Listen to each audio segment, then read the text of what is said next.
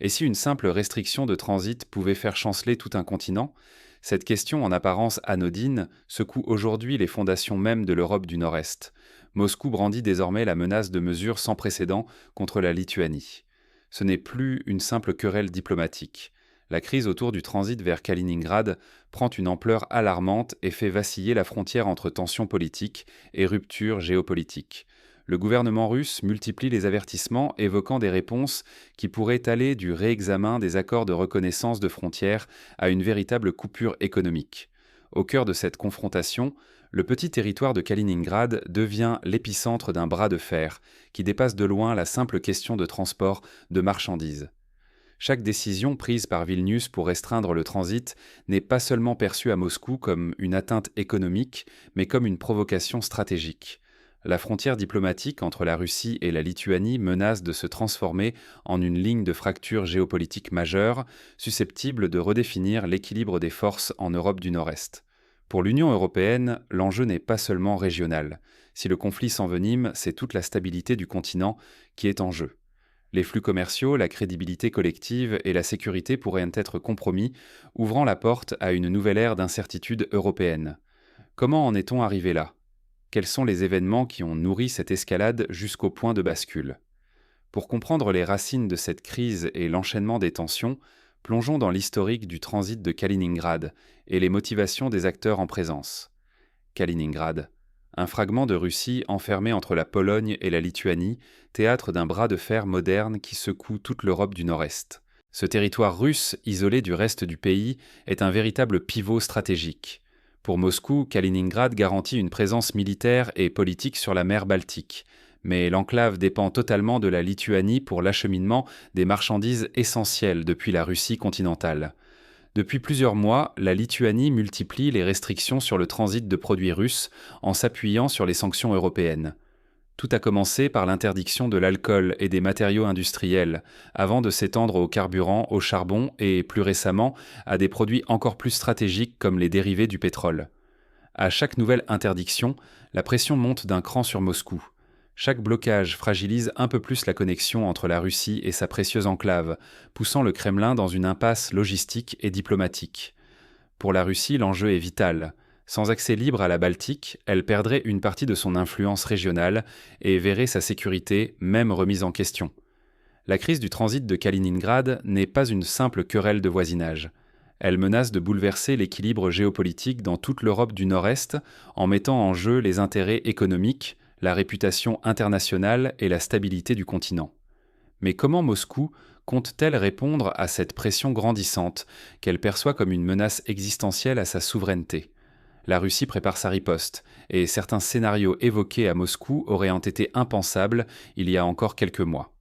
Plongeons dans les options sur la table et leurs risques potentiels, quand le droit devient une arme de dissuasion massive. À Moscou, la riposte prend un tournant inédit. Il ne s'agit plus seulement de répondre par des sanctions symboliques, mais de remettre en cause les fondements mêmes des relations avec la Lituanie. Les débats parlementaires s'enflamment, et certains députés russes vont jusqu'à proposer la dénonciation pure et simple des traités qui reconnaissent les frontières actuelles entre les deux pays. C'est une ligne rouge qui, jusqu'ici, semblait infranchissable. Désormais, le spectre d'un retour en arrière géopolitique s'invite dans l'hémicycle. Des voix questionnent la légitimité de l'indépendance lituanienne, conquise au début des années 90, et appellent à reconsidérer les accords historiques signés après la chute de l'Union soviétique. Dans le même temps, Moscou brandit la menace d'une rupture totale des liens économiques avec la Lituanie. Cela signifierait non seulement une suspension des échanges commerciaux, mais également un gel des coopérations stratégiques, plongeant la région dans une incertitude économique sans précédent. Mais le Kremlin avance masqué. Les dirigeants russes entretiennent volontairement le flou sur la nature exacte des mesures envisagées, distillant la tension et maximisant la pression sur Vilnius. Cette ambiguïté calculée leur permet de maintenir l'initiative et de laisser planer le doute sur l'ampleur de la riposte. La dramatisation de la scène parlementaire n'est pas anodine. Elle sert à la fois à démontrer la gravité de la situation, à préparer l'opinion publique russe à une escalade possible et à envoyer un avertissement direct à la fois à la Lituanie et à l'ensemble de l'Europe du Nord-Est. Dans ce bras de fer, la Russie joue sa crédibilité sur la scène internationale, tandis que la Lituanie défend sa souveraineté durement acquise. L'enjeu n'est plus seulement économique ou symbolique, il s'agit d'un test grandeur nature de la capacité de chaque État à protéger ses intérêts vitaux face à l'escalade des tensions. La tentation d'utiliser le droit international comme une arme montre à quel point les rapports de force évoluent. Ce glissement vers la remise en cause des cadres juridiques ouvre la porte à des scénarios imprévisibles et met en péril la stabilité régionale. Reste à savoir si cette stratégie de pression portera ses fruits ou si elle précipitera la crise dans une phase encore plus périlleuse. Mais derrière ces déclarations officielles, quels sont les véritables leviers de pouvoir et d'influence dans l'ombre ? Décortiquons la mécanique de cette crise et identifions les acteurs qui façonnent, en coulisses, la prochaine étape du conflit. Et si le conflit dépassait la simple querelle russo-lituanienne ? Ce bras de fer autour du transit n'est plus seulement une affaire entre Moscou et Vilnius, il s'étend désormais à toute l'Union européenne et même au-delà. Derrière la fermeté affichée par la Lituanie, une question brûlante demeure. Ce petit État balte agit-il de sa propre initiative ou n'est-il qu'un maillon exécutant la volonté de Bruxelles, voire de Washington ? Beaucoup d'observateurs voient à la main de l'Union européenne qui cherche à maintenir une ligne dure sur les sanctions sans fissurer son unité, quitte à faire de la Lituanie un terrain d'expérimentation et de confrontation. Face à la riposte russe, l'Europe hésite. Peut-elle vraiment reculer sans perdre la face et menacer la crédibilité de sa politique de sanctions ? Ou choisira-t-elle la confrontation totale, au risque d'entraîner toute la région dans une spirale d'escalade économique et diplomatique ? Ce dilemme déchire déjà les capitales européennes, où certains prônent la désescalade, tandis que d'autres réclament une fermeté absolue envers Moscou. La Russie, elle, brandit la menace d'un nouveau rideau de fer commercial, qui ne viserait pas uniquement la Lituanie. La Lettonie et l'Estonie, également dépendantes des corridors logistiques traversant la Russie ou la Biélorussie, pourraient être prises dans la tempête. Elle évoque même des mesures susceptibles de paralyser le commerce régional, risquant ainsi de rompre des chaînes d'approvisionnement vitales vers la Scandinavie ou l'Europe centrale.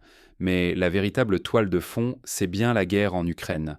Les restrictions sur le transit de Kaliningrad s'inscrivent dans la stratégie plus globale d'isolement de la Russie. À chaque sanction nouvelle, Moscou réplique plus durement, nourrissant le spectre d'un engrenage qui dépasserait largement les frontières lituaniennes. La crise risque alors de faire boule de neige, une riposte russe, puis une nouvelle contre-sanction européenne, et ainsi de suite, jusqu'à menacer la stabilité de tout le continent.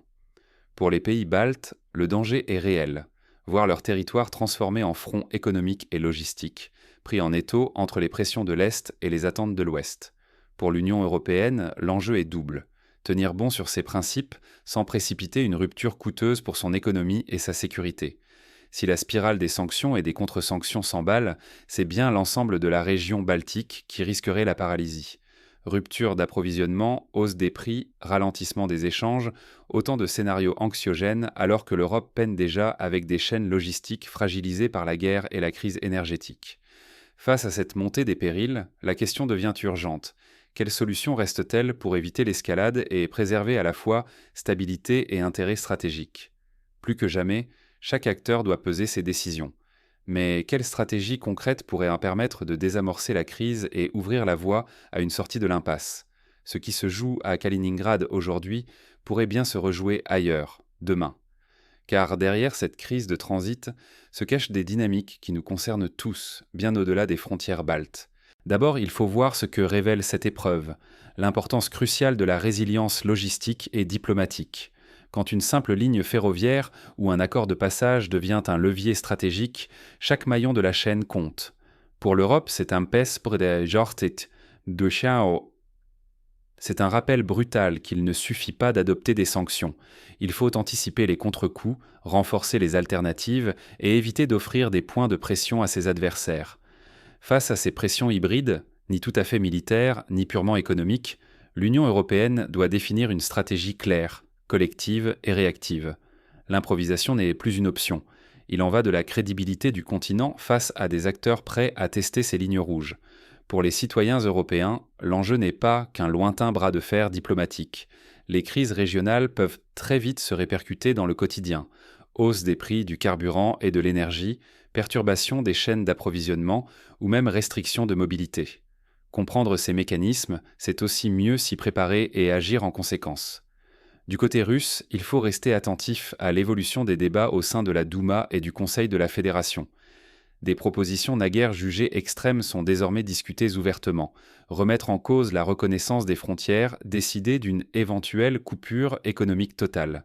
Ces signaux parlementaires et diplomatiques sont des indicateurs précieux à surveiller pour anticiper de futures escalades. Ignorer ces alertes, c'est risquer d'être pris au dépourvu lors de la prochaine crise. C'est pourquoi il est essentiel de ne pas se contenter d'un simple suivi médiatique, mais d'adopter une veille active, d'analyser les tendances et de s'interroger sur la robustesse de nos propres systèmes. Mais alors, face à cette situation tendue et évolutive, quels leviers avons-nous réellement, que ce soit au niveau des États ou des citoyens? C'est la question à laquelle nous allons tenter de répondre tout de suite. Votre opinion peut-elle peser sur le cours des choses? Face à la montée des tensions entre la Russie et la Lituanie, il est tentant de décrocher ou de se résigner à l'idée que tout nous dépasse. Pourtant, ignorer ces débats, c'est laisser le champ libre aux extrêmes, et accepter que des décisions majeures soient prises sans la moindre consultation citoyenne. Ce qui se joue aujourd'hui dépasse largement une simple querelle régionale. Chaque voix, chaque réflexion compte lorsqu'il s'agit de comprendre comment une crise locale peut bouleverser la sécurité, l'économie et la stabilité de tout un continent. Laisser la peur ou la désinformation prendre le dessus, c'est risquer la simplification, les clichés et, au final, le repli sur soi.